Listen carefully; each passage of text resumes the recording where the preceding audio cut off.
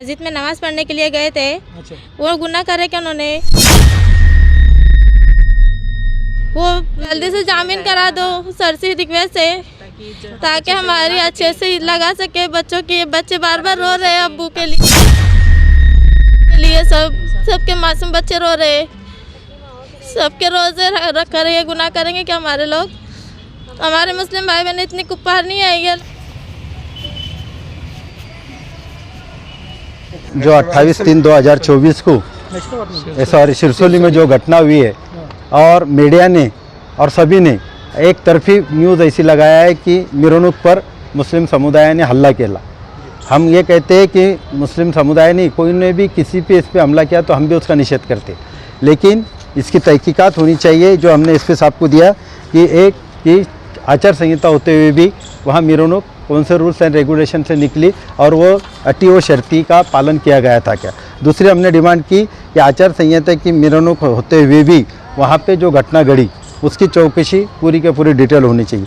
तीसरी कि जो प्रार्थना स्थल यानी जो मस्जिद के पास डीजे बचाया गया, गाने बजाए गए, यहाँ तक कि कुछ लड़कों ने तलवारें हाथ में लेके नाचे और जल्लोश करे, उसका भी तपास होना ज़रूरी है। क्योंकि वायरल हो रही है एक न्यूज़, क्या उसमें कुछ लड़के तलवार लेके ये कर रहे, कुछ वायरल ऐसी हो रही है कि बांडानो हिजड़ानो इस टाइप से एक समाज को ये किया जा रहा है, इसलिए उसकी भी हमने इंक्वायरी की मांग की है। और तीसरा चौथा हमने ये करे क्या जो नियम है अपना डीजे साउंड का यूज़ नहीं कर सकते, और जो ये रहता हमारा भोंगा ध्वनि क्षेपक जिसको बोलते हैं उसका ध्वनि प्रदूषण विनियम है हमारा 2000 का, उसके तहत 50 से 55 डेसिमल के अंदर ही उसका आवाज़ होना चाहिए। लेकिन उसका आवाज़ कितना था इसका भी चेक करके वो कार्रवाई उन पर होना चाहिए। ऐसा नहीं होना चाहिए कि यहाँ तक कि FIR में होमगार्ड ने एक पत्थर एक आदमी ने मारा ऐसा लिखा है और उस पर 307 लगा दिया गया है। तो ये 307 कलम का फेर विचार होना चाहिए, ताकि 324 325 लगी तो हमारे इन बच्चों को रिहाई जल्दी से हो सकती है, उनका रमज़ान, उनकी तरावी और उनके ईद अपने सुकून से हो सकती है, ये डिमांड करे। और साथ में हमने ये बोले उनको कि भाई जो नमाज में थे तरावी में उन लोगों को बिठा के गाड़ी में लाके MIDC पुलिस स्टेशन में अटक करी गई। अगर जो कोई पत्थर मारता है तो वो मस्जिद में नहीं जाएगा, वो तो भाग जाएगा ना। तो वो जो लोग नमाजी थे, सब निष्पाप लोग थे, उनको गुनहगार बताते हुए उन पे 307 353 जैसा सीरियस ऑफेंस लगाया गया। उसकी चौकसी होकर जो निष्पाप लोग हैं उनको रिहा किया जाए, ये हमने डिमांड की। और SP साहब को हमने सब डॉक्यूमेंट भी दिए जो आए थे, और SP साहब ने ये प्रॉमिस किया कि मैं इस पर इन्वेस्टिगेट करूँ। SP साहब ने क्या कहा आपसे? SP साहब ने कहा कि मैं ज़रूर आपके मुद्दे को मैं इन्वेस्टिगेट करूँगा। एक साहब को अर्जेंट नियोजक आयोग की मीटिंग में जाना था, इसलिए रास्ते में उन्होंने रोक के हमसे बात सुन ली, हमारा निवेदन हमारा वो एक्सेप्ट करा और उस पर कार्रवाई की उन्होंने आश्वासन दिया है। और मेरे शोहर का नाम बताइए। नूर अली सैयद मस्जिद में नमाज पढ़ने के लिए गए थे। अच्छा। वो गुनाह करे क्या उन्होंने?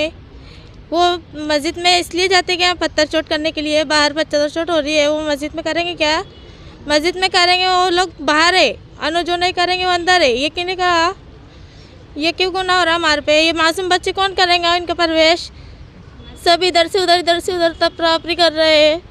सब मासूमों बच्चे को किधर माँ बाप कहाँ से लाएंगे? बाप नहीं है तो सब पर्दे में रहते। हम लोग हम करेंगे कि ये काम बाहर जाकर औलाद के लिए हम कमाने वाले सब रमज़ान के ये रमज़ान में जो है वो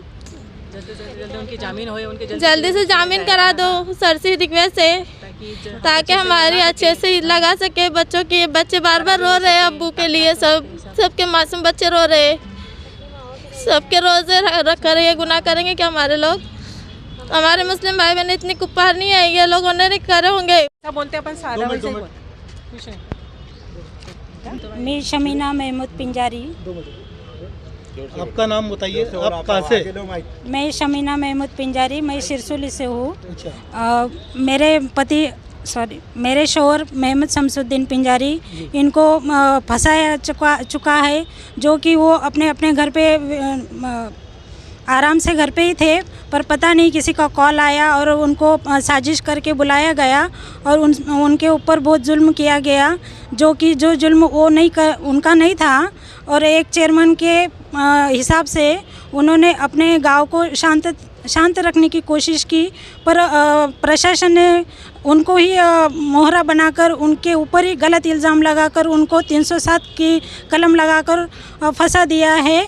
तो मेरी एक रिक्वेस्ट है सर से कि मेरे लिए कुछ तो आप मदद करना चाहिए। ये जो गलत इल्ज़ाम लगाया गया है इसके ऊपर आप अच्छे से सोच विचार करके कुछ तो निर्णय दे देना चाहिए, और हो सके तो हमारे गांव के जो भी नागरिक है उनके ऊपर भी बहुत गलत इल्ज़ाम लगाया गया है। जो रोज़ा खोलने के लिए मस्जिद में आए थे उनको भी ज़बरदस्ती उठाकर लेकर गए हैं और सबके ऊपर FIR दाखिल कर दिया है। कोई घर का करता है, कोई वो है, वो सब अंदर है। तो और कोई मुद्दीन बिंजारी है जी। हाँ, मैं माजी सरपंच हो चुकी हूँ। हाँ, ऐसा तो कुछ होता नहीं था हमारे गांव में, बहुत एक ही थी, लेकिन पता नहीं ये क्या साजिश है क्या नहीं। बेगुनाह अटके हुए हैं और जो गुनहगार है वो बाहर फिर रहे हैं। ये नमाज को गए थे सभी बच्चे, मैं सभी के लिए बोल रही हूँ, मैं खास किसी के एक के लिए नहीं बोल रही हूँ, ये सब के लिए। और ये हमारा इतना पवित्र महीना है, उनकी नमाजें नहीं हो रही है, उनकी तराबी नहीं हो रही है, और ईद अच्छे से होए। अभी शब कद्र आने वाली है, ये सब अच्छे से, तो उनको जल्दी से जल्दी छोड़ने की कोशिश करें सर, बस इतना ही।